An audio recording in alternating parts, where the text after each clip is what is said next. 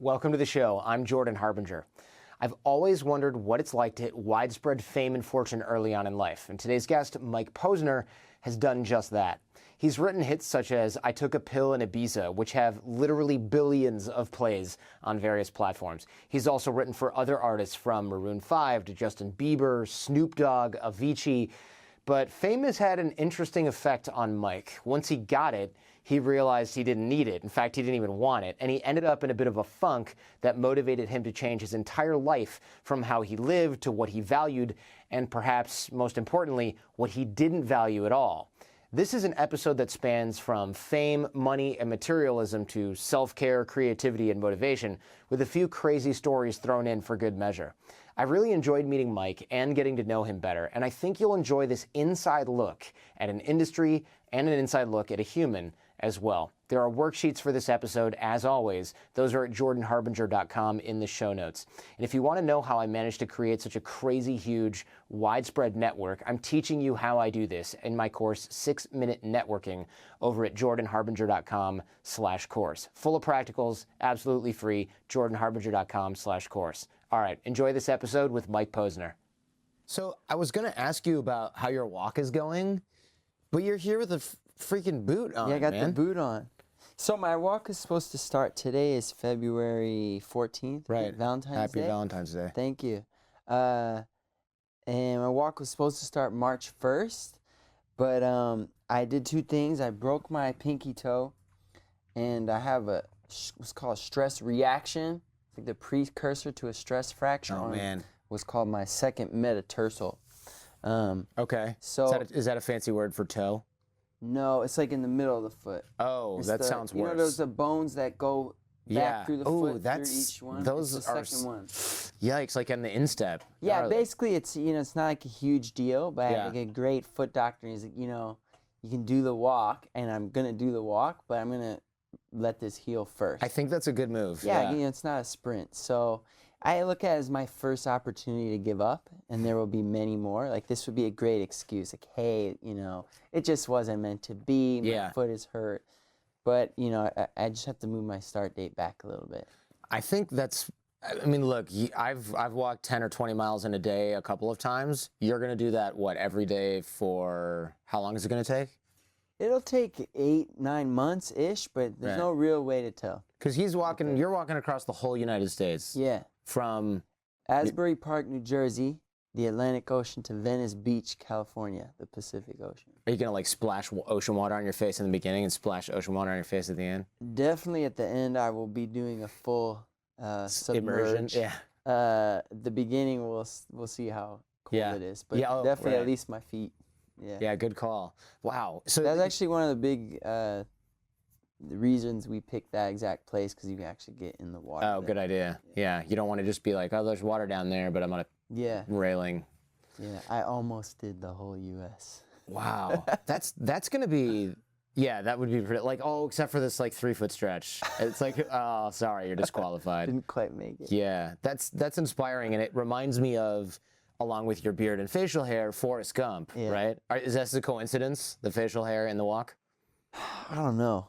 Obviously, we had this facial hair before. I think I decided to do the walk, but it's like it's funny. 8 out of 10 people that I talk about the walk with go, "Oh, like Forrest Gump," like you said. It's the first thing that comes to mind because the movie's so great and it's such a iconic scene from an iconic movie. And the other day I was at a party, like a New Year's-ish party with some friends. Like a nice part. People are passing guitar around, singing. Everyone's listening. No one's drunk. And friends like, you gotta meet so and so there. This is Mike Posner. You want to walk across America? Put my hand out. I look up. It's Tom Hanks. No kidding. It's Tom Hanks, man. Wow. So he goes, "You're about to do a walk," and he says, "Where are you gonna start?" I said, "I'm starting at Asbury Park, New Jersey." He goes, "That's just great. That's great." Wow, that's a very Tom Hanks thing to do. I felt like Forrest Gump has blessed my walk. Yeah. It's destined for success now. I think that's probably true. That's a pretty incredible story. Tom Hanks seems like one of those guys where You want him. It actually must be a lot of pressure for him because if he's ever in a bad mood, like you can't leave the house. You're Tom Hanks, man. We gotta be on your game at all times. Yeah. He seemed really nice as expected. That's what, I mean, he has to be, right? What if he's just like, don't tell me about your walk, I'm not interested. Oh, man, that's not something. Your contention is that part of the time he's out there being nice, he really feels mean inside? No, my contention is that he probably feels pressure to always be that way, which maybe is really easy for him. But if he ever wakes up and goes, oh, man, I just stubbed my toe on this table, I better get over it before I try to go to Starbucks. Because I don't want to walk in there and be like... That's a good pressure to have, though. It is, yeah. You know? Does it feel inauthentic, though? Something I'll never know until I interview Tom Hanks. By the way, happy birthday. Thank you. Yeah, you're welcome. Thank you. My birthday's next week.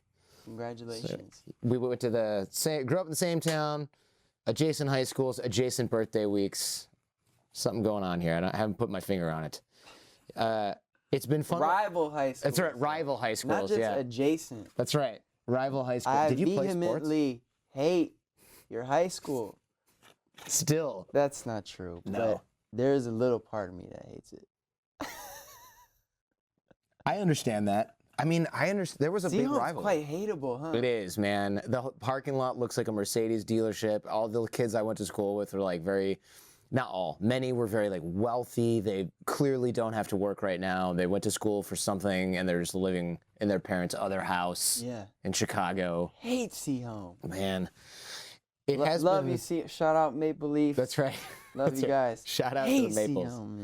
What are the what's your mascot from Groves? Falcons. Falcons. That's cooler than the Maple Leaf. I will give you that.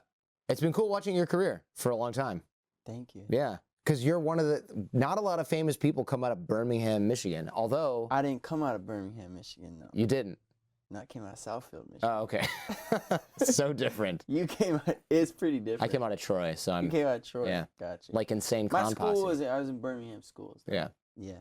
That's actually why we moved to where we moved. Because there's a little pocket of Southfield, which demographically is much closer to Detroit. It's a middle-class sort of city. It's, I think, 78% African-American. Wow. And there's a little pocket of it that is in Birmingham School District. And my mom, wrote the state and found this place. So the properties are a little cheaper there, but they still got these great schools that we were in the district of.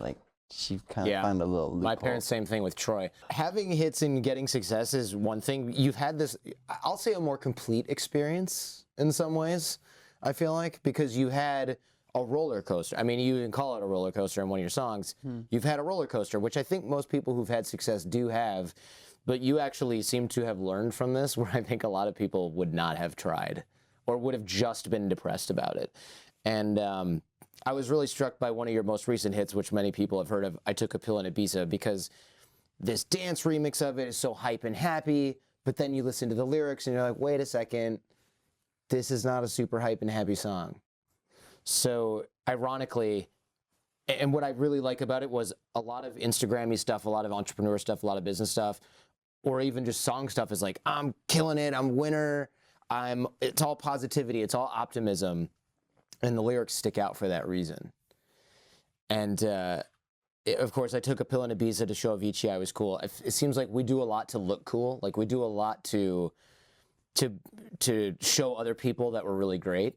And the whole culture seems to be like this now with Instagram and social media. And we put ourselves at risk, like our image is everything. And I think that might come from fear, because I have this at some level where, like, oh, if people know who you really are, they wouldn't want you to be at this party, or like maybe they wouldn't want you to hang out with Tom Hanks and play the guitar. Like, do you have that fear in the back of your head? Is that where these lyrics kind of come from? This sort of imposter syndrome? Imposter syndrome.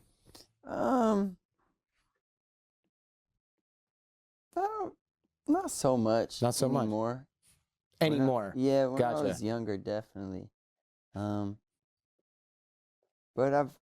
I guess when you have your first, in the music industry, if you have your first big hit, you go, wow.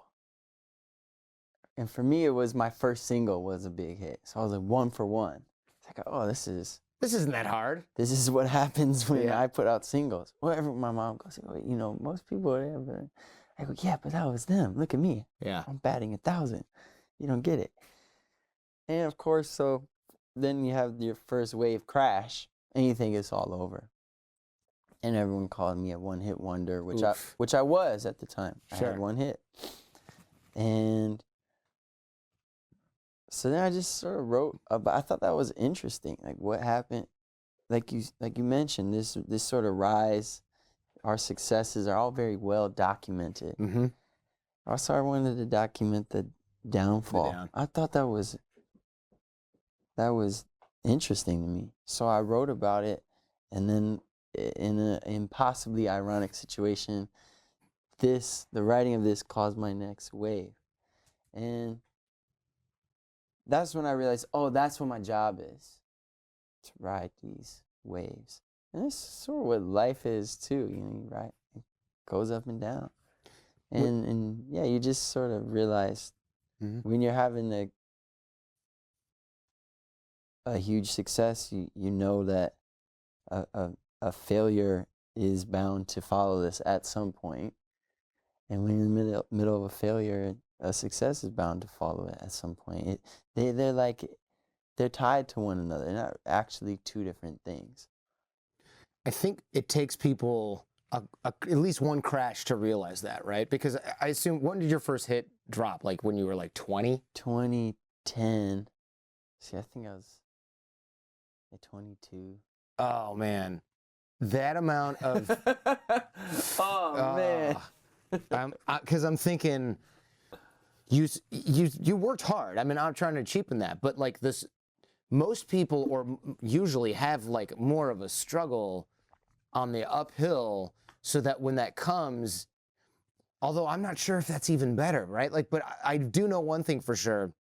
The amount of fame at that age is not a drug that most of us can handle, I think. And I say that word drug very deliberately because it seems like any kid, because at that point you were still definitely a kid. I mean, you were 1 year into being able to legally go to the bars where you were probably, and the clubs where you're playing this stuff. That just must go straight to your head. Yeah, I thought I was the man, for sure. I mean, you were. Yeah. But like, you probably didn't think, oh, there's a cliff somewhere. You just thought it's all up from here. My self-identity got very much wrapped up in being popular, being the man, you know, being somewhat famous. And what happened was, as I put out more music, none of my subsequent songs replicated the success of my first hit. And so what happened was these words that I self-identified with started to not be true. Like, I was becoming less famous. I was becoming less the man each month. You know, I was getting recognized less and less and less. And I had to figure out, well, those things aren't actually me, those words. I mean, look, reality's like hit me in the face. So who am I? What am I? And it was, at the time, one of the best things that ever happened to me, because I got to go a lot deeper with myself. Well, 20/20 hindsight, I assume in the moment it sucked, right? It was tough to, it felt like I didn't know what was going on. It was confusing, yeah? Very much so. How do you measure, you said you were getting less and less popular and people were recognizing you less and less. Is that kind of the measurement that you had in your head? Like, oh, the more people that are like, oh, dude, it's Mike Posner. Is that like it's up, and then when that happens, like... Yeah. And, you know, at the time we were looking at chart success and sales of music and all the obvious pitfalls, like followers on social media and that kind of thing, just being, you know, deep in it. All external stuff you can't control. When I was freaking out earlier last year because I had a bunch of business stuff go down, and our mutual friend Noah Kagan goes, hey man, focus on the stuff that you can control, because that external stuff, you can't control that. It's just going to control you. And I was like, I know that. And then I went home and I was like, that was amazing. That is so wise. Yeah, because there's a difference between knowing it and doing it. You know? Yeah, of course. Well, yeah, that's the story of my entire life, of course. Like, everyone's read a self-help book? Got it, no problem. Applies a self-help book? Well, not really.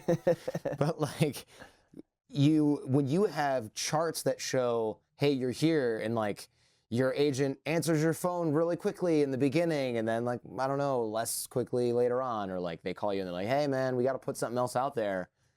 And you're like, oh, why do I have to do that? And, well, you know, we want to stay relevant. Oh crap, am I becoming irrelevant? Mm-hmm. Like I just couldn't handle that at age 22, and I don't think anybody can.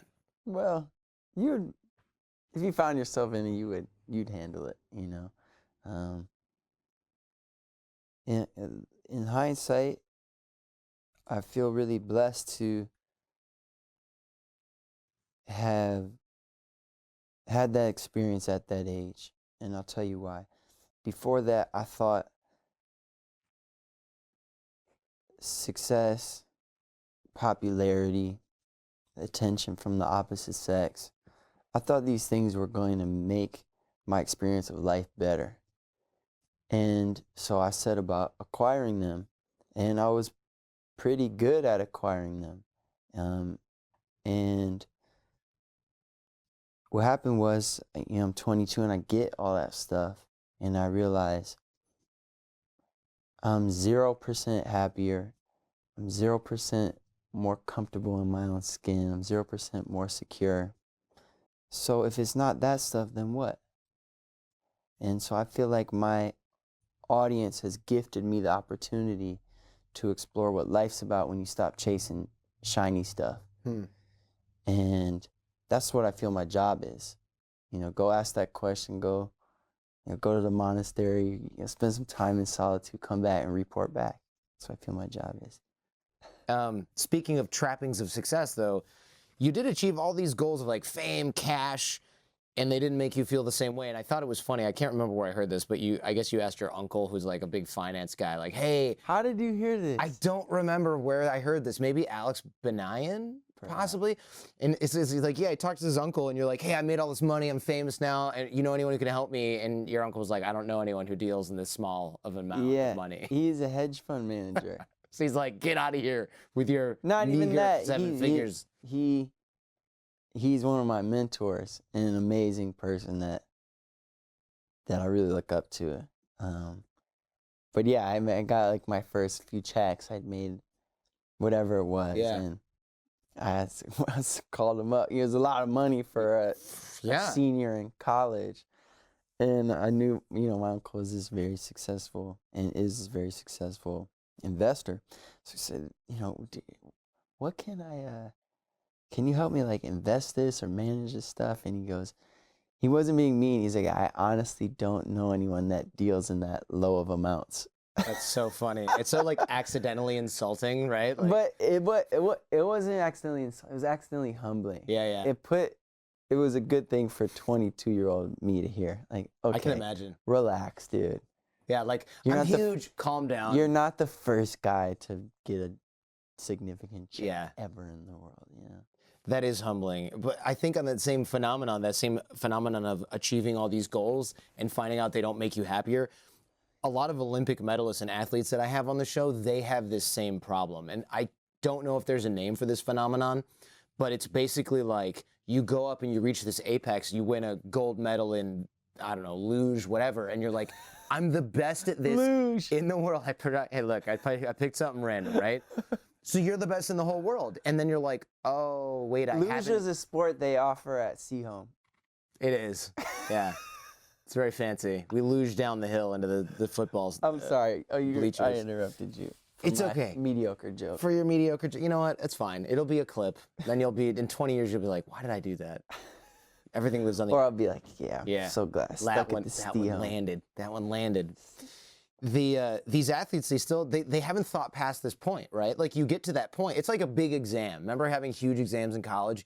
You get done with that exam and you're like, oh, what do I do right now? Mm-hmm. I haven't thought, like my world calendar ended at this test. And now I guess I'll have a beer with my friends. Oh, wait, I have the flu. How long have I had the flu? I'm going to go to sleep. Did that ever happen to you? That happened to me like every finals period.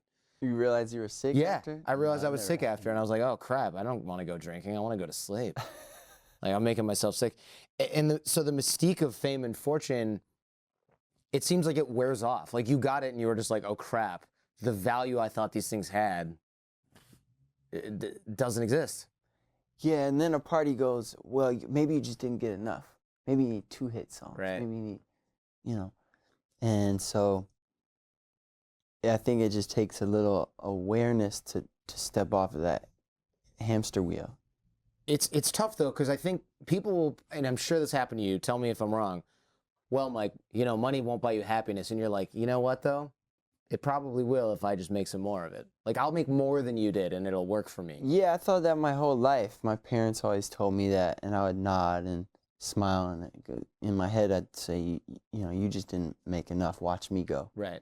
So I feel like that's what I meant when I said earlier that my fans, my audience, my listeners, whatever you want to call it, have gifted me this opportunity because collectively they gave me all this money. And that's when I learned that lesson. I had to learn it myself by actually going and making money and then finding out, oh, whoa, that cliche is actually a cliche for a reason because it's true.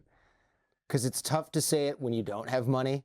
Like, oh, well, money doesn't buy you happiness. It just sounds like sour grapes. Well, what happens, I believe, is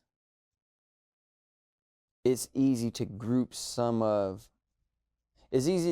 all of our woes and attribute their source to being, hey, I don't have enough money. Sure. So in reality, it's some percentage of our woes, right? That result from not having enough money. But then when we make the money, we realize, oh, there's another percentage of these things that weren't related to that at all, you know. And for me, that was a lesson I had to learn on my own. Right. It's like your boat sinking, and you're like, well, the problem is there's too much water in the boat. So you start bailing the water out, and this is, you know, the earning of money, and you're just like, man, I still have the same problem. And someone's like, hey, you should probably plug that hole in the boat. And you're like, yeah, stop. I'm bailing the water out of the boat here. Don't interrupt me. And then you finally get as much of it out as you can, and you see it's rushing in through the hole, and then you go, oh, shoot. This is going to keep happening no matter how much I do this unless I fix this other thing. And that other thing is almost always uglier, right?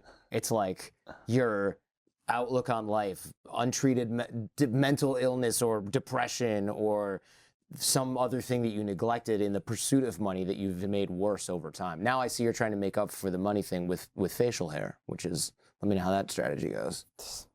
Feels pretty promising. So far so good, right? Yeah. But like this, what about the fame? Like that must have gone, well, look, the money thing maybe not, but this sort of stardom, that's even more rare than money. It's more valuable. I'm going to use that instead. That's got to feel good temporarily as well. It does, still does. It still does. Yeah, of course. That's good. That's honest. I like that. You know,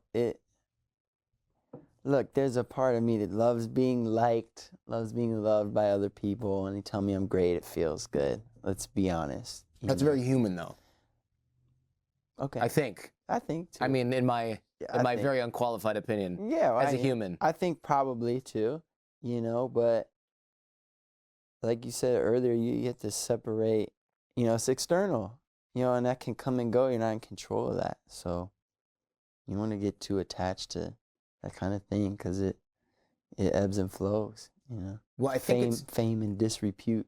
You can enjoy that stuff, right? But I think it's the attachment to that stuff that causes a problem. Like, it's not the fame that causes people to feel depressed about something. It's the attachment to the fame, and then when that dwindles, that causes the problem. And that I just feel like I'm talking now like as some sort of Zen monk in a monastery, right? It's the attachment to the thing, not the thing itself.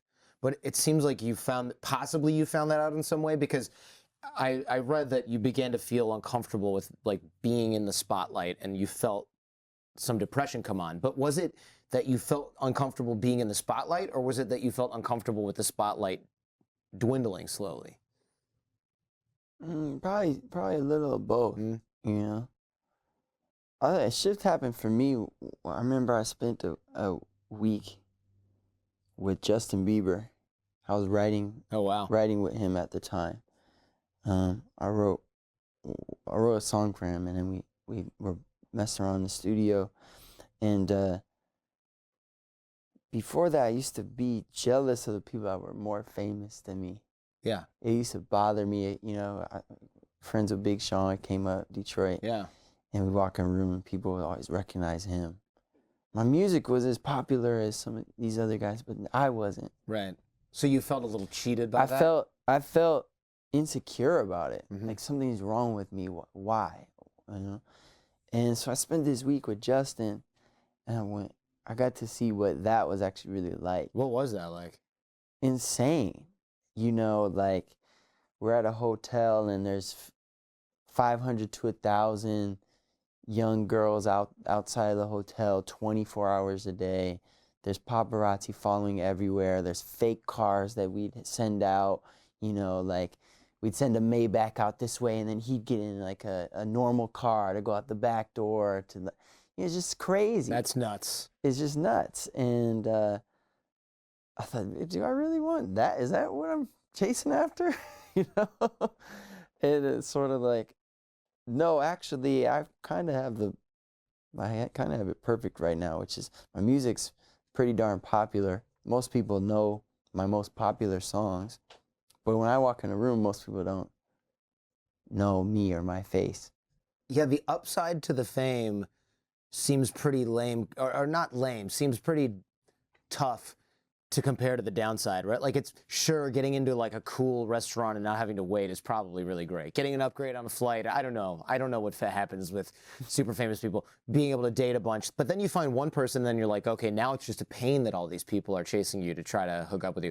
And then other times you just want to go to Starbucks and sit down and like check your phone because you're waiting for a friend, and people are like, dude, hey, so you can't do that anymore. Hey, right? dude, you can't do that anymore. So like Bieber. We have a couple of mutual friends, including, in fact, you probably know some of these people too, actually. And they'll go and hang out with them and stuff like that. And they very rarely tell me how great it is. They usually tell me how annoying the little things are. Like, oh yeah, we were stuck in the hotel for an extra 90 minutes. We couldn't leave. Like it's cool once, second, third, 300th time, probably less cool than the first few times. Like it's validating in that it's just really irritating. And I can see writing music for other artists and being adjacent to that being kind of a cool thing, because you can kind of like peek your head through the curtain whenever you want, and then you can go, yeah, that's still there, cool. I'm gonna be over here hanging out with my friends and not getting trampled by preteen fans. Yeah.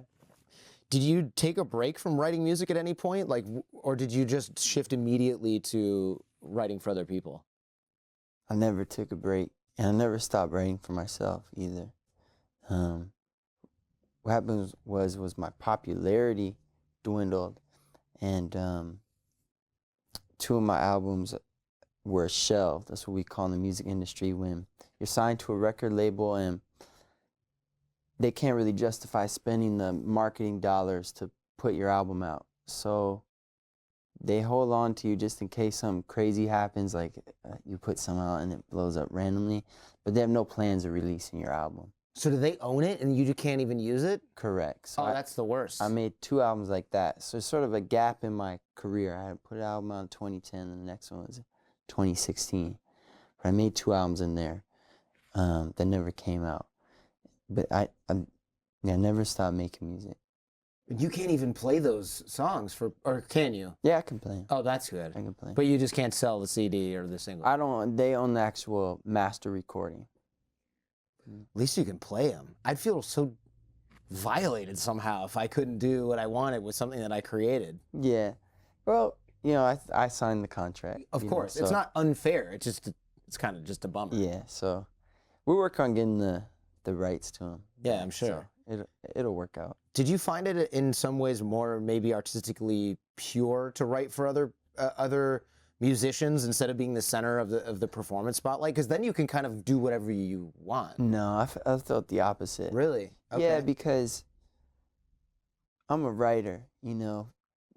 When people see me, I'm always interacting with someone else in some capacity. Even if I'm doing a post, I'm speaking out to the my followers. But what I think they don't realize about me and 90% of artists is 90% of our time is alone. I spend a heck of a lot of time alone in solitude writing. That's what I do, you know, I write. And what happens is when you're exclusively writing for other artists, in order for your work to come out, another person, the artist, has to connect with what you wrote in a almost like magical, deep way that it feels to them like they wrote it in some way, like it's their song. Mm-hmm. For me, that's like 1% of what I write. You know, so now I'm sitting here with 99 songs out of 100 that aren't going to come out. So artistically, there's nothing more pure than me being the artist and me being like, hey, this is what I want to create. This is it. I'm going to do it this way. I want to say this word here, not that one. I want this reverb to be up 3 dB right here. That's the most pure expression for me. When I write for other people, it's beautiful too, because even with my own stuff, you know, if I write 50 songs for an album, only 10 go on the album. So it's not bad, it's just different. Often they'll change some words to personalize it to them, you know, so it's not, it gets filtered through them, basically. I know that you originally wanted to be a rapper from like age, what, 8 to 18? Tell me about that. I'm imagining like white Lil Bow Wow at that point in your life. That actually had a fantasy, because it was so interesting you say that name. At that time, there was this mini movement or mini wave, I want to say movement, a mini wave of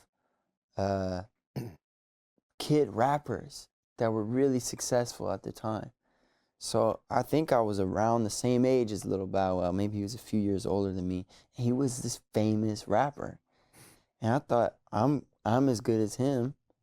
At rapping. At rapping, Okay. and it's hip hop, so you always think you're the best. Right. And there's no white one of these kid rappers. Right. And you so didn't think like, I thought it was gonna be me. yeah. I thought it was gonna be me. I thought it was gonna be 13, 14 and blow up. What was do you have like a rap name? Yeah. I think my first rap name, I don't even think I released a song with this. It was more just like, I wanted to be called, it was Acrimony. Oh, that's pretty good. And then, did it end like with an I though and some fancy? No. Just Y. Standard spelling. standard spelling. And then I went by Mike P for a little while. Very, very creative. And then in high school, I made a decision that I think was wise beyond my years, which was that I don't want to make music that is a character making music. I wondered about that. I always, at that time, I knew that I didn't want there to be this separation between who I am as an artist and who I am as a human. To me, they're the same thing. And I'm always trying to keep them as close as possible. And I still stand by that decision. 15-year-old Mike, so it's a good call there. I think that is wise because I always wonder about that. You know, when you meet somebody that, an actor is one thing, I get it. That's like that is the art, right? To become somebody else for a short period of time.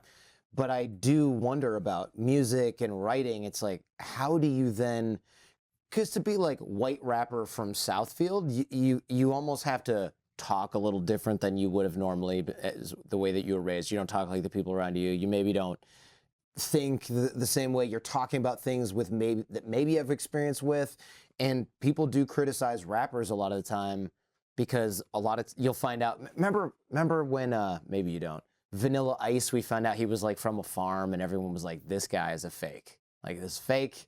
Forget it." Yeah, I heard about. Yeah, it's a little before your time. Yeah, I just totally dated myself here. Backtrack, but yeah, I know of it. Yeah. Yeah, and it seems inauthentic, and there's something about being inauthentic in that way that people find distasteful. Well, inauthenticity matters in hip hop.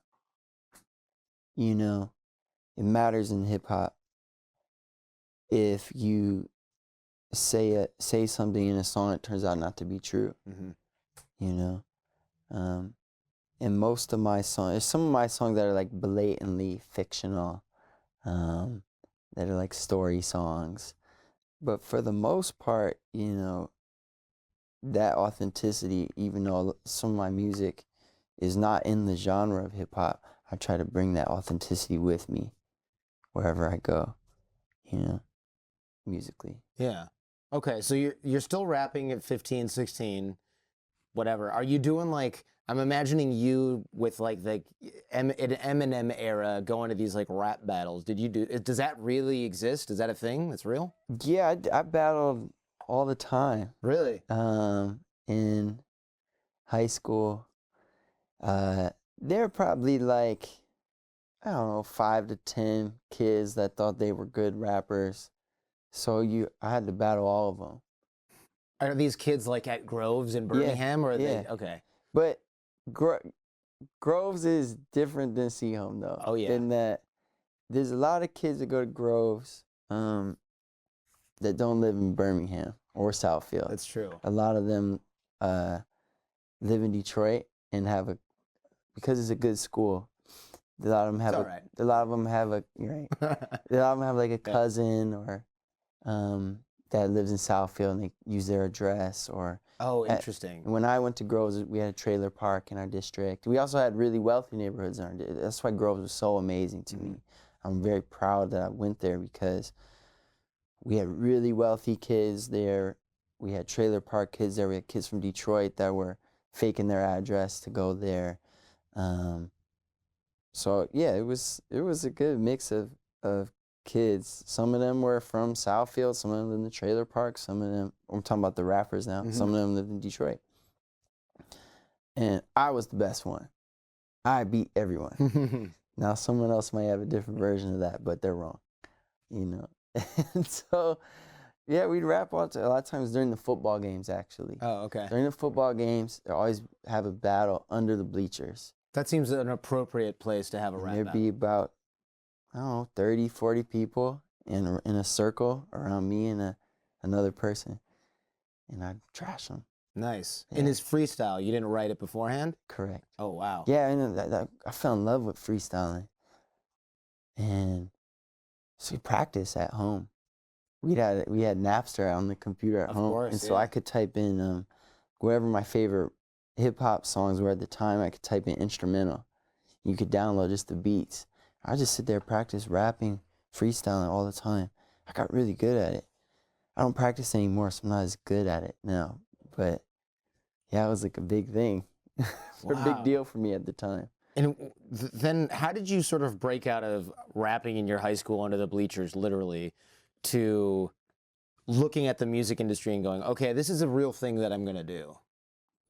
Well, that summer, after my senior year, I got a job at the radio station downtown. It's called Hot 102.7. Of course, yeah. Used to be a metal station. Is that right? Yeah. And they had a thing on that station called Freestyle Friday, which was every Friday, rappers from Detroit could go on the air and freestyle. And you had to either know someone or you had to battle your way in. So there'd be battles in the lobby and the winner get to go on the radio. Now, I worked there and the host had heard me freestyle and they let me go right in the booth. And I went there and I killed it. And there was another guy in there named Pat Piff, who was my buddy. And there was a third guy who was his buddy named Sean. And he became Big Sean. And so I met Big Sean at the radio station and we became buddies. I started doing beats for him, doing hooks for him, writing songs. And then he got signed by Kanye West. And here was this guy that I freestyled with, you know, regularly. We rapped together. And I always thought, like I said, hip hop, I always thought it was better than him. I would say that if he was here too. I thought it was better than everybody. I'm sure he thought the opposite. You know? Yeah, he's probably like, and that's why. Yeah. And so here's my buddy who I think I'm better than. Right. He got a record deal. So suddenly this thing that felt really far away felt very probable for me. So it was inspiring. You weren't pissed off that he got it. You were like No, encouraged by this. I go, I'm next. Yeah. Whoa, of course. Watch me go. You know? And he helped me too. Oh, okay. He helped me, you know. I kept developing my sound, and that's when I started to sing. I started to sing my raps. Oh, okay. Which so, I thought was... Why? Like, what were you just kind of like screwing around thinking like, well, what if I sing a rap? I finished high school. I went to college in North Carolina. I went to Duke University. Weather was a little different. Yeah. I started playing around with different sounds, and I just thought it would be cool. Like, I liked hip-hop music so much. Liked is not the right word. I was in love with hip-hop music so much. I was such a student of MCs. And I thought, I'd never heard someone sing with a complex rhyme style that I like hearing an MC rap with. Let me sing the way I want to hear a singer sing as a rap fan, as a hip-hop fan. So my first hit song we talked about earlier, Cooler Than Me, has a complex rhyme scheme. It goes, you got designer shades just to hide your face. So not just shades and face rhyme, but hide your and designer rhyme as well. So it's multi-syllabic rhyme. And that to me was just cool, you know, at the time. I never heard a singer do that. So that was like my whole style I was playing around with. And that was the first time, by that time, you know, I'm 20 and I've been making music 12 years. And that sound I stumbled upon was without a doubt influenced by a myriad of artists that came before me, but it was unmistakably my own. And I knew it, and everyone around me knew it right away. You know, it's like, it all changed when I started doing that, because it was my own thing. So you kind of went, wait a minute, I've got my own style, I got to lean into this. Yeah. Yeah, that's cool. Yeah, I recorded that song in my dorm room, you know, on software that I stole off the internet on a $200 microphone. Do you still have your first microphone? I don't think so. Oh, actually, I think I gave it away to someone. I just had MySpace put it out, and you know, I didn't go. Yeah, God. I didn't go to parties because I lived in the dorm, and it was loud. All day it's loud, kids going out, you know, and so the only time I could record was from 11:30 to 2:30 when everyone else went out to the bar. Oh, right. So or to party, whatever. So I stay there, and my friends would come back. They go, "Man, we were at that party, and that song came on, and everyone knew the words." Your song? Yeah. Hell yeah. I go, "What?" You know? And then my mom calls. Someone sent it to her. She goes, I like that song, Cooler Than Me. Mind you, my mom, always supportive, sure, but real, never told me she liked one of my songs before. Never? No. So no, like, oh, honey, this is really good. No, it's just none of that. Wow. But you know, support, like paying for lessons. Okay. You know, but she's just honest. Yeah. She'll never tell me she likes something if she doesn't. She said that, and then Sean called me. By this time, he's hanging out with like Pharrell and Kanye and JayZ, and he calls and he goes, "That Cooler Than Me song sounds like a hit song to me." I go, "What does that even mean?" You know, I'm at my dorm room, and so that's so crazy. You're like in your dorm room waiting for people to leave so you can record because you don't have a studio. Meanwhile, your friends are all out at parties listening to your music that's playing on the radio, and you're like, why won't people just be quiet? I'm trying to write music. And then your buddy calls and is like, I'm with Kanye West, JayZ, and Pharrell, and we like your music too. And you're just like, people keep calling me. Turn my phone off. It was so surreal. It was, yeah, it was. Speaking of rhyming, I know in I Took a Pill in Ibiza, you rhyme girls and I spend my money on girls and shoes, and I thought, why didn't he say girls and booze? That seems like an easier rhyme. And then I thought, wait a minute, maybe it's true. Maybe you did actually spend a lot of money on shoes. Did you have like a 6-shoe collection? You don't seem like the type to have a lot of shoes. Well, anymore. Okay. But I had a crazy, that was my thing. Anytime I went to, if I made money on the road, I had a deal that I could go to Flight Club when I got home. What is that? I never even heard It's of it. like a sneaker boutique with Okay. really high-end Jordans and rare shoes. And yeah, I just had this gargantuan shoe collection. You know, I had shoes I forgot I had. And I just had one day, I was like, I can't justify this. You know, there's people not that far from here who don't have any shoes, and I have like hundreds of pairs. So Wow. so I was going through, I was sort of in that period after my first wave had crashed, and I go, okay, I got this house in the Hollywood Hills, I got this nice car, I got all these shoes. Can I be happy without this stuff? You know, or do I need this stuff? Yeah. I started to feel like That's weighed scary. down by it. So I bought a conversion van that I still have today, and it has like a bench seats in the back. They fold down to a bed. Baller. And it's like a '93 Dodge, and I just put like the clothes that I actually wear in there, and everything else I donated. And I just drove away. And I went to Utah. I had some friends out there. I hung out in the mountains and brought my guitar, and what I realized, I can be happy without all that stuff for sure. That's great. Wow, you stayed. So what did you do with the shoes? Donated them. So out there's somebody who didn't have shoes is wearing like 1994 Michael Jordan pumps or whatever. Do those exist? I don't even know if those exist. Pumps are Reebok. Yeah, my bad. This boot is a pump. I saw that. I saw you wearing pumps right now. Dude. Hear that? I do. Wow, that's official. You got to put a little Michael Jordan logo on there. Too materialistic. He'd probably pay me not to put a logo on I think here. that might be true, yeah. Good rev stream.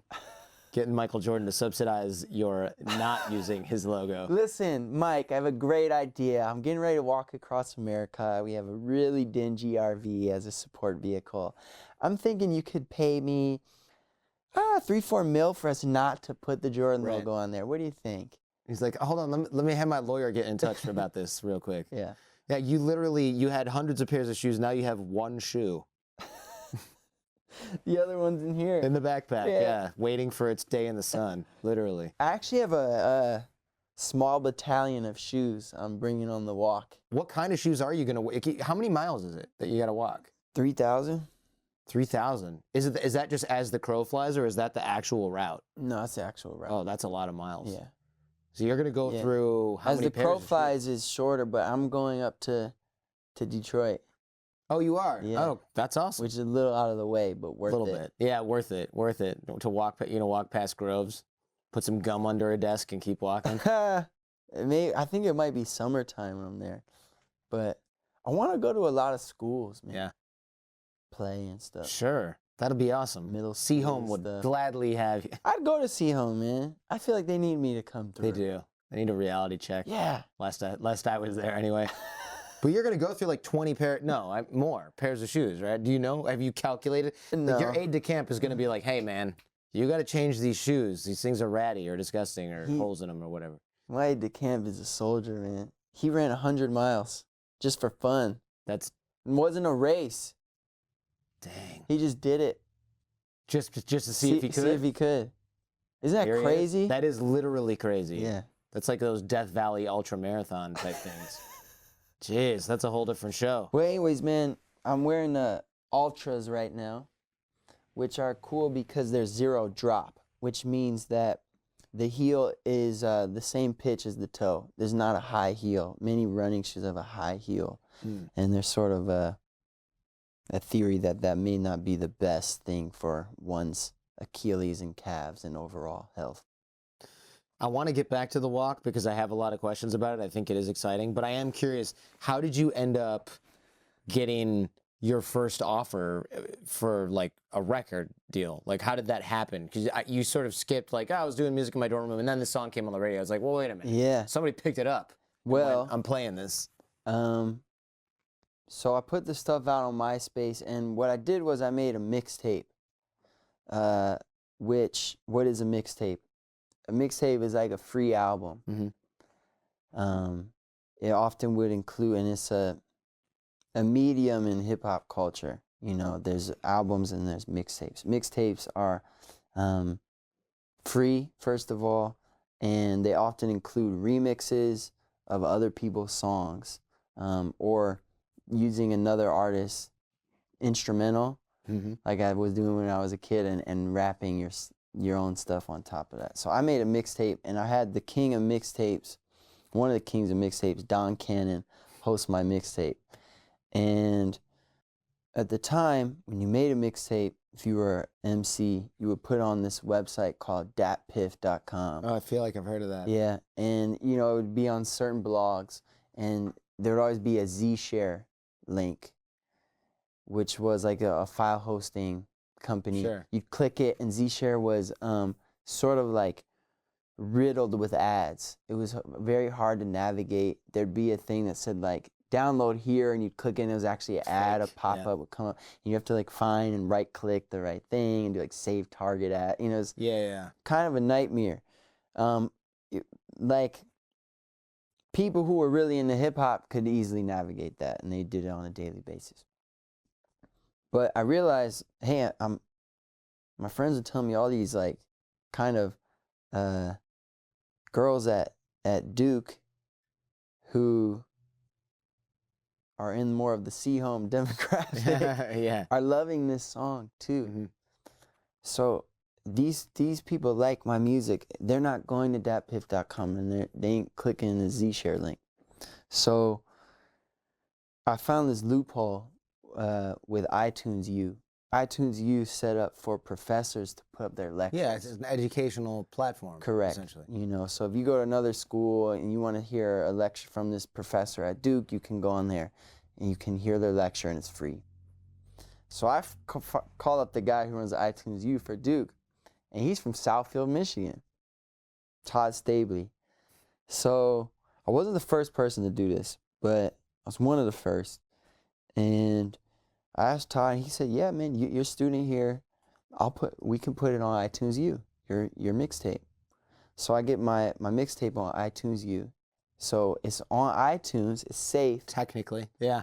But it's free. And it's easy to get from like an iPhone or whatever. If iPhones were just coming out. Yeah. Okay, so but people weren't could get streaming, on their computer. but they get on their computer, and it was free. That was the main thing, because this was right in the years where pirating was really big. Before iTunes had really caught on. And you know, I was pirating music. I remember I was pirating Kanye West music. So I knew if I'm stealing Kanye stuff, ain't nobody paying for my stuff, because no one knows who I am. So we get on iTunes U. I just started a Facebook event and group, and I asked all my friends I went to high school with who were going to different colleges, and all my friends who I went to college with at Duke to invite all their friends. And before I knew it, people at all these different colleges were listening to my stuff. I think just caught on. Wow. And viral success. And you know, before long, record labels were contacting me, asking for meetings. So I went and I met with, you know, a bunch of different labels at the time. Eventually, I met with JayZ also. Oh, wow. Tell me about that. That must have been like, take a deep breath before you walk in the door. Yeah, so this story actually goes back. Before I met with JayZ, the summer before, Kanye West was doing the Glow in the Dark tour, which was an arena tour, and it was amazing. It would change, in my opinion, changed the way hip-hop music is performed forever after that. It was groundbreaking. And he played Detroit in the summer, and Sean got like 25 tickets. And so he invited a bunch, all of us, you know, we went. Nice. And so we got to see the show. And then I was doing an internship in New York for a record label, and I was just like hustling. I was taking meetings at all these different labels, like trying to sell beats to rappers, because I make beats too. And nothing really worked out. And then the summer ended, I went back to Michigan.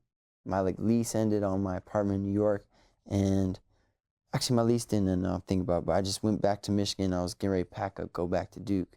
And Sean called me, he goes, "Hey, I got tickets to Glow in the Dark at Madison Square Garden tomorrow. JayZ's probably gonna be there. I can introduce you. And I go, man, that sounds amazing, but I'm not there anymore. I'm in Michigan now. Buy a flight. So phone is just kind of quiet for a little bit, and you know, I'm in college, so I don't have a lot of money. Oh, true, yeah. And I was like, man, I should fly back there. And he's like, yeah, you should. So I booked the flight, like you said. I made the obvious decision. I fly there. I go to the will call. I'm like, hey, I have tickets here for Mike Posner. They check the list. They're like, no tickets here for you. Oh, no. I'm like, shoot, man. So I'm like, maybe it's on this other list. They're like, no tickets here for you. So I called Sean. I'm like, hey, man, I'm at the will call. He said there's no tickets. He's like, all right, just meet me at the studio. I'm at the studio at Kanye. I'm like, oh, even better. yeah, upgrade. I'm like, Yeah. so I get in the car, I go there. I'm with my friend George.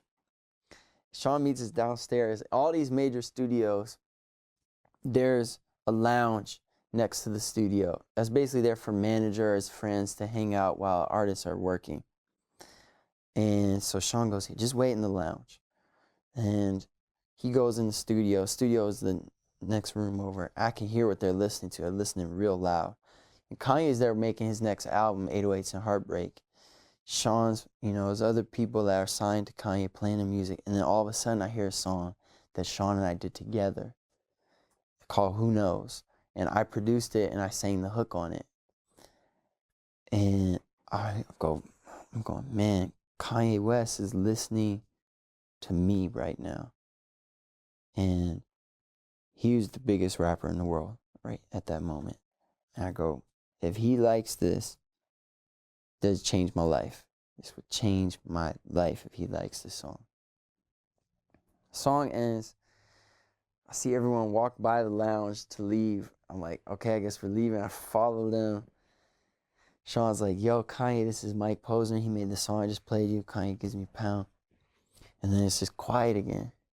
And I built up all this courage and I go, so man, did you like it?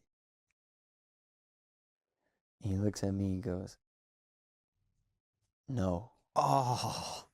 No. And Oh, it man. wasn't, I gotta say this too, because I love Kanye to this day. It wasn't rude. It was just honest, you know, and I appreciate that. And then he said the coolest like metaphor I ever heard. He said, sorry, man, Sean bumped it, you said it, I had to spike it. Meaning, Sean played me the song, you asked me if I liked it, I had to tell you the truth. Yeah. I'm sitting there like, how do you think of that so quick? And we get in the elevator, all I wanted to do is make more music. That's all I wanted to do. So you weren't discouraged by that. I feel like a lot of people might be like, oh, I don't have it. But you got that far. I knew, he qualified after. He said, you know, that song could maybe work for Lupe, Fiasco, but it's not right for Sean, you know. No. I just felt so inspired. Yeah, I felt so inspired. I was like, man, I was in the elevator with them and I just couldn't wait to get out of it and go work more. And I don't know why. I didn't have to like gear myself up or like listen to David Goggins to like change my mind. I just wanted to go work more. Sure. Right away. And I did. And then that's when I worked and I did more songs and I did my mixtape. And this is about 8 months later. My stuff's starting to catch on. And I'm taking all these meetings with all the like companies I went to that summer when I was hustling, where I was like meeting with the lowest A&R. And now I'm like in that same building with the CEO or the president. And I do all these meetings. It's finals week. I come back. I'm writing this paper for sociology I'm behind on. And my manager calls. He's like, hey, man, you got to go back to New York. I'm like, I can't go back to New York, man. What I need to do is finish this paper. Like, I'm behind. Because you got to go back to New York. JayZ wants to meet you. Like, JayZ, you're ruining my academic career, man. I was like, man, don't mess with me. Don't mess with me. I didn't believe it. He said, no, for real. So I didn't tell anyone because I didn't think it was going to happen. Yeah, you thought you were just not going to. I thought I would go there and they would say, hey, man, really sorry. Jay got busy today. We want you to meet with second in command. You know, here he is. So I didn't tell anyone. Went to the airport, flew to New York, and sure enough, man, they took me to his office. There was JayZ, man, in the chair. I was like, oh my gosh.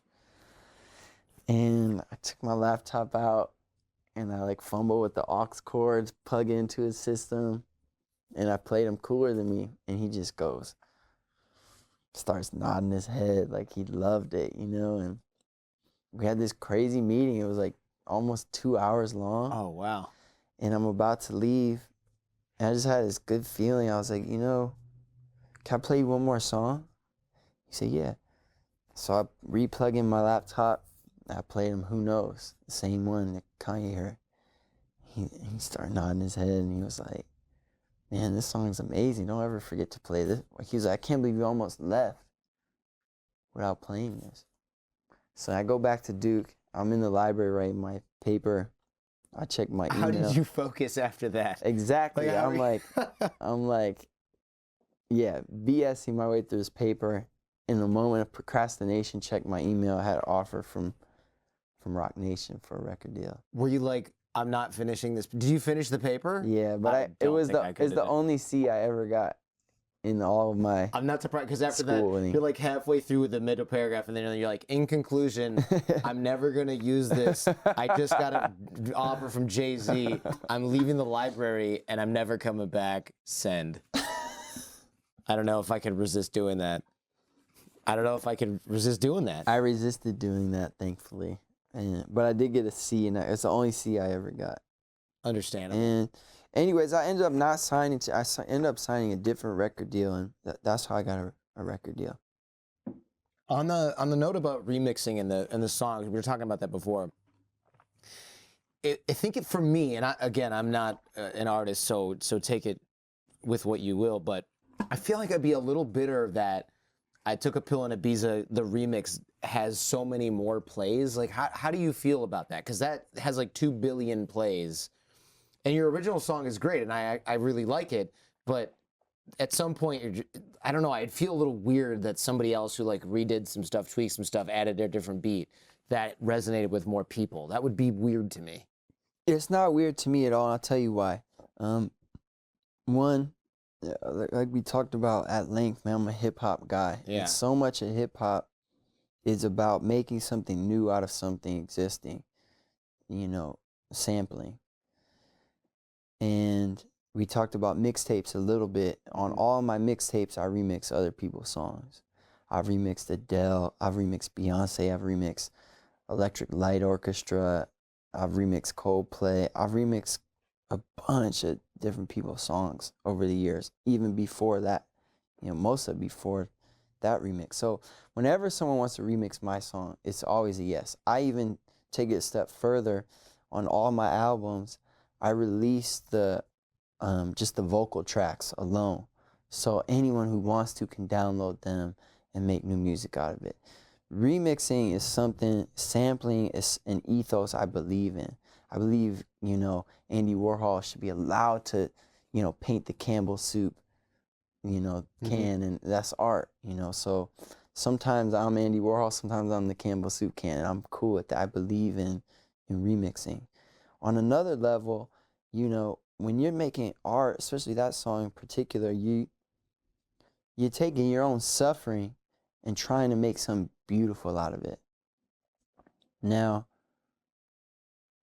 you're right, the remix sounds more upbeat and uplifting, and so I kind of step back and look at that and go, okay, people are having a good time, having joy out of my suffering. My suffering is turning into joy. That's a good thing. That's like, there's nothing more you can really ask for as an artist, you know? So I don't feel bitter about it at all. You know, more people have heard the original one because of the remix as well. And yeah, it's impossibly ironic, and I think it's cool, man. You know, I think that's probably a really healthy attitude to have. For me, I think my first reaction would be, oh man, I want my version to be more popular, and then maybe I would process it later and be cool about it. His songs are so rare, though. You know, at least in my experience. You know, I write thousands of songs, and I've had now I've had 6 hit songs. That's a lot. 6 songs that have sold over 1 million, if you call that, if you can quantify it. Do you have the platinum records in your conversion van, or do you keep them at your mom's house? I keep them in the room I grew up in. That's good.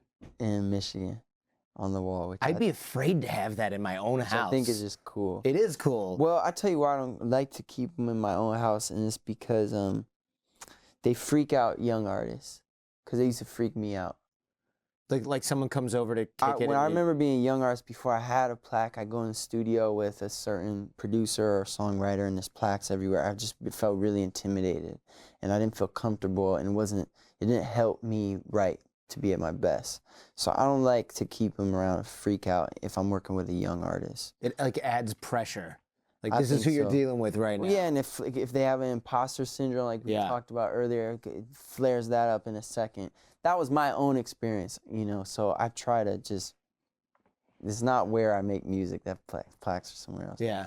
Anyways, yeah, it's just such a small percentage of the music I make that when it happens, something catches on, becomes really popular, I'm just grateful for it, man. Yeah. I'm not like, no, it should have happened this way. Yeah. Should have been this production on it. I'm just grateful. It's just cool to me, people know that many people know that song. Yeah, that's a good point. I like that attitude. It's very positive. It looks on the bright side of each of these occurrences, and now that I think about it, there's more bright than there is anything else. You're right. You can't just insist that these things happen your way. That's ridiculous. To get success and then also have it be like, no, this is how I want to get my success. It's a little greedy, right? And I believe energetically you can prevent it from coming by doing that. And I believe I actually I believe I actually was doing that for a year or two. When I first I took a pill in Ibiza, the original one. I was just very closed off. It's gonna happen this way, whatever. And I remember a manager of mine, he in a moment of premonition, he goes, I have this vision, man, of going in a nightclub and they're playing a version of that song. No kidding. Yeah. Wow. I go, yeah, whatever, man. You with your acoustic? Yeah. He's like, no, they'll have to remix it or something, right? I'm like, whatever. And then it happened. And I'll tell you what I believe, and this could just be coincidence, but I stopped worrying about it. And what I did was I started working on my group. I have a group called Mansions with Black Bear. And so I just forgot about my own music for 8 months. And I went fully over focusing into Mansions. And when we finished the Mansions album, I looked up and I took a pill and Ibiza was blowing up. And I think a part of it was I wasn't there worrying about it. To mess with it? To mess with it. Yeah, I feel that way too. And a lot of times it's like, get away from it. Don't screw it up. Don't try to interfere with what's happening. Let it run its course. Totally. As a musician, do you ever get tired of playing the same songs? Is it ever oh, hey man, we want you to make sure you get that one track, and you're like, oh, I want to play this again. You ever get sick of that? It's happened a few times, but for the most part, it feels pretty good. I still like most of my music that I decide to put out. Sure. Most of the mediocre stuff I feel like I've been good about, not putting it out. It's way more songs I haven't put out than I have. And the only ones that right now I have a few songs that feel really misogynistic to me that I wrote that I won't sing right now. That I just feel interesting. Dude. So your mood changed and you sort of packed this It's away. Like Eric Clapton doesn't sing cocaine anymore. Yeah. That's how it feels to me. I could see that. Yeah, different era of your life, right? Yeah. You want to sunset it. Yeah. Do you ever go up there and you're tired or something and you go, oh crap, I forgot the words. I mean, it's your own song, but it's got to happen sometime. Yeah. Yeah? And that's when... What do you do? The freestyle background comes in handy. Yeah. So I'll remix. I just write new words as I'm going. That's pretty awesome. Because I would imagine people are singing along and they're like, wait, what? Yeah. And do you let people know that you forgot it? You're like, I'm just trying something else. I'm trying something new. Usually, if it's just in the middle of a song, it's not even worth stopping to. Yeah, of course. making it a moment. Yeah. It's so funny. Because I'm thinking, you know, yeah, you wrote the song. Yeah, you rehearsed it 1,000 times. But some days you get up and you can't remember what city you're in, and you're 2 hours asleep, and it's late at night, and you haven't eaten, and you're just like, did I already sing that verse already? I can't remember. How long is this track? I got to go. I have half a second to think of what's happening next. And yeah, you got to pull out white little Bow Wow's got to make an appearance real quick. Yeah, totally. I know you're really big on self-care right now, too. Like, you've been meditating, you're doing all kinds of, you mentioned the conversion van, the getting rid of possessions. Now you're on this walk. I'm not yet. Or you're about to be on this walk. About to be on the walk, yeah. Why are you doing this? I know that's the obvious question, but why? We all have a list of things that we want to do when we're done doing what we have to do. And for me, man, I just been around a dose of death in the last few years to remind me, hey, you think you have forever to get to that list. You don't, you know? So my dad died, then Avicii died, and then Mac Miller died recently. And I said, man, you know, this is on my list. I'm going to do it. It made me reminded me, hey, I'm going to die one day too. But until then, I want to live, man. I want to live my life. And this is something I want to do. It's on my list, so I'm doing it. You know, it's like, what's on your list? Go do it. Yeah, I think a big lesson for me this year has been learning how to say no as a skill. I would imagine you had to learn that skill as well. Yeah, yeah. Because a lot of people want you to do a lot of things. Hey, can we get another hit? Hey, man, can you do a tour? Hey, do you have another album in you? And you're like, hey, I'm going to go for a long-ass walk. Very long. Yeah. Yeah. Yeah, it's, you know, and there's a model that was, a model that's sort of laid out for me, which is record, tour. Yeah. Record, tour. And the way that model came to be was that it yields the most profits. And so, you know, I just had to take a step back and realize, hey, does my lifestyle match who I am as a human? Not really. It's kind of the lifestyle that matched, you know, what my goals were when I was 21. Yeah. So let me readjust, you know, and let me make it match, and let me, like when I was 15, have who I am as an artist and who I am as a human be the same thing. And so, you know, that's what I'm doing. Mike, thank you very much for coming by with your limping, busted foot. Man. That's working. Have you heard I have a song called Move On? Have you heard it? No. I have a song that goes, if I want to move on, and I have a remix to it. It goes, now I got my boot on, boot on, boot on, boot on. So I told the doctor, we're just adding to the legend now. That's man. right. You're going to have to add that to your discography on Heal Wikipedia. this thing up, start the walk, and I'll see you in 10 months. That's right here.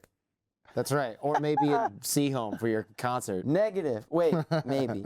Yeah. Maybe we'll do a stop by. Thank you, Jordan. man. Good to meet you, bro.